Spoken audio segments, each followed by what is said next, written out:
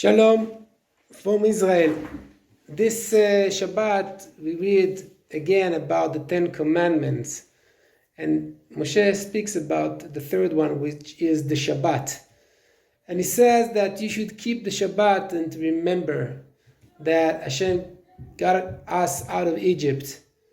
But when we read about the first covenant in Sinai, it says that you should remember the Shabbat, not to keep the Shabbat. So we see that there are two places in the Torah that Moshe speaks about the Shabbat. One, it's Zachor, remember. Second is Shamor, you should keep the Shabbat.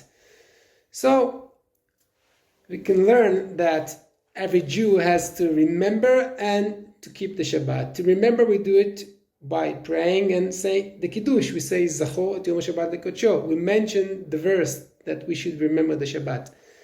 Keeping the Shabbat is the 39 things which we are forbidden to do, and except above this we have all the things that the rabbis taught us during the history, like Ezra, Nehemiah, Rabbi Akiva, and all the rest, how to keep the Shabbat. So what about the nations? How they should remember the Shabbat? So I heard not a long time ago a very nice idea. I want to share with you that Shabbat belongs to everyone, but keeping the Shabbat, it's a covenant between the children of Israel and Hashem. Means that every person needs to remember that Hashem created the world.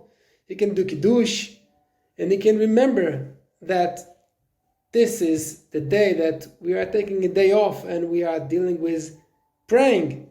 And remember that there is a Creator. He wants us to be good people. What about keeping the Shabbat? Well, everyone from the nation, he can keep it the way he wants. Only the Jew, they have all the halakha that teaches them how to keep it different, because the mitzvot belongs to the Jews. They are obligated to do it.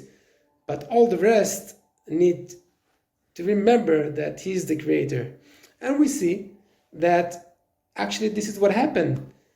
The big religions that taught the way of working Hashem from the Torah, like the Christianity and the Islam, they also took the idea that there is one day off, that you are sitting with your family, you are doing more spiritual things, but they wanted to separate themselves from Jews. So first they said Sunday, Christians, then they said Friday, the Muslims. Why not the Shabbat? Why not to say, we took it from the Torah, and Torah teaches us that the Shabbat is the day of Hashem, because He created the world in 6 days, and in the Shabbat, the 7th day, He created the rest.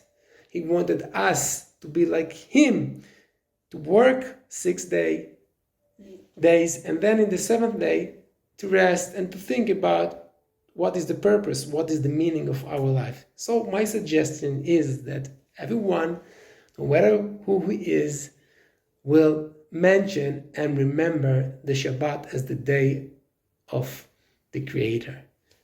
Shabbat Shalom from Israel.